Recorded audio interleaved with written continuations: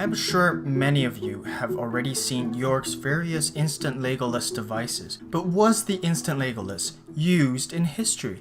The short answer is no. For this specific device, we have no historical evidence.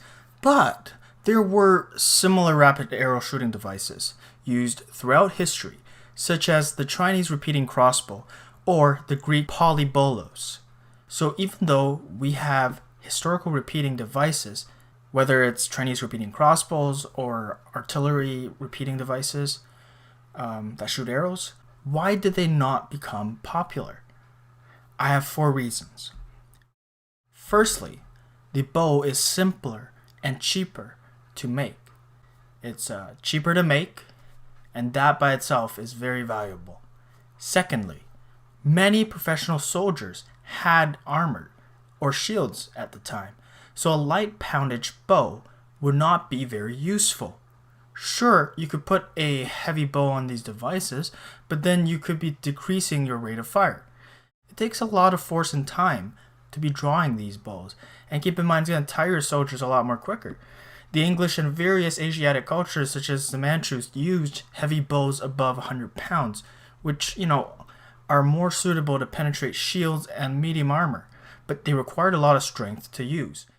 Certainly, there would be situations where rapidly shooting arrows could be useful, such as shooting at unarmored people or animals, prisoners, flanking maneuvers to shoot at the unshielded sides, or for reducing the enemy's morale.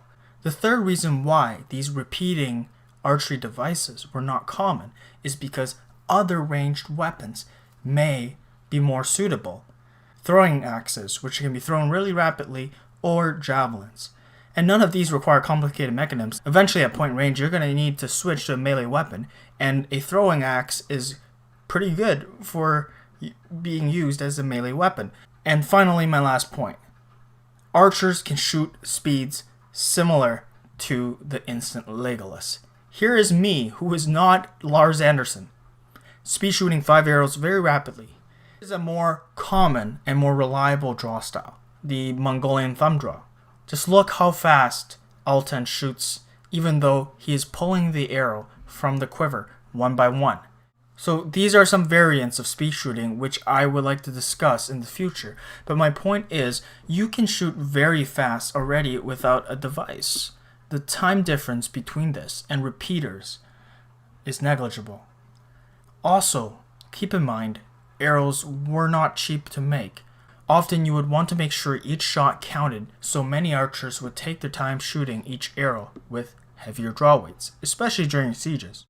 So in summary, the concept of the instant Legolas did exist in history in various forms, but the 4 main reasons why it was not popular is that it was more complicated, more difficult to shoot heavier bows, it is replaceable by other ranged weapons such as javelins, and most importantly, archers could shoot similar speeds compared to an instant Legolas.